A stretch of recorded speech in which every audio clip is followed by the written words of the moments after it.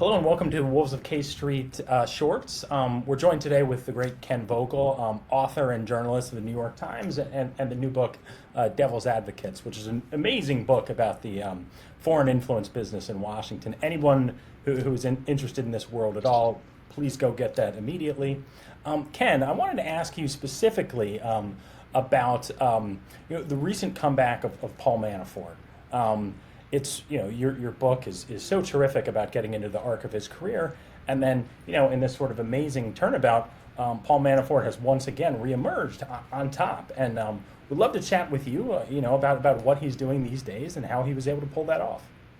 Yeah, well, thanks for having me, guys. I loved your book, Wolves of K Street. It was an inspiration to me, so appreciate the kind words. And yeah, I mean, it was like fascinating and sort of shocking to hear that Manafort was essentially back at Right. not, a sort of line of business that was not dissimilar from what he did in such a pioneering way in the 80s and 90s and early aughts, which of course the stuff in the early aughts ended up landing him in jail only to have the conviction wiped away, or at least the effects of it, by a Trump pardon.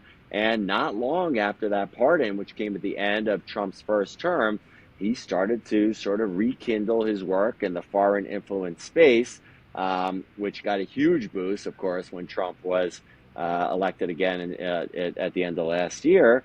And we found him going around the world and pitching his services as a political advisor, political consultant, and he's very clear that he's not doing lobbying, but he's sort of advising some of these far-flung foreign politicians and interests about how to position themselves both domestically in their countries and then also on the world stage in a way that will appeal and does appeal to Donald Trump. And so what does that look like?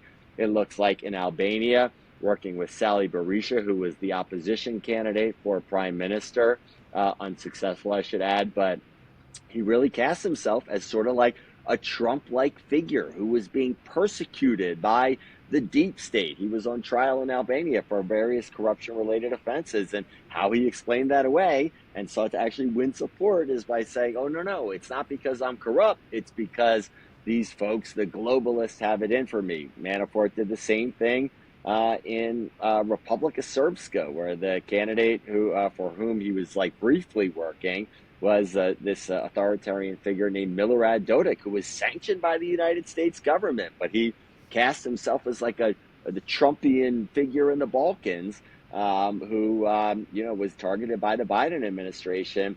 And what's so interesting about this is it's like a twist on the way that he worked in the 80s and the 90s, which is he went around the world and said he could win support from Washington, from the Reagan administration or the first Bush administration, by essentially allowing these figures, allowing his clients to be cast as like the bulwarks against communism in whatever their part of the world. Jonas Savimbi in Africa, Ferdinand Marcos in the Philippines, and that was successful in Washington. And in Washington this time around, casting yourself as a Trump-like figure who's a victim of deep state persecution is a recipe for success. And that Milorad Dodik guy, who I referred to in Republika Srpska, despite having sanctions on him since the Obama administration, through the first Trump administration, the Biden administration, well, those sanctions were lifted by the second Trump administration.